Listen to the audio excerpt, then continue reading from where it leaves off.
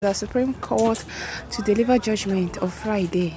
You understand? Concerning this, many of us know now, Mr. Nnamdi Kanu, the indigenous people of Biafra, their leader. So finally, they said they are going to bring him out, that they are going to judge him on Friday. So if you are one of his fans, don't forget to be alert and see how they are going to do the judging. That is Nnamdi Kanu. A lot of people have been praying, crying for him to come out. And I still believe that maybe after the judgment of Friday, maybe they will give him a trial. I want to say let him come out. But I still believe that when he comes out, let him not still do what he did that makes them to put him into side prison. So this is how it goes. Once again, I'm your friend Joy. Don't forget to click on the red button, subscribe, share.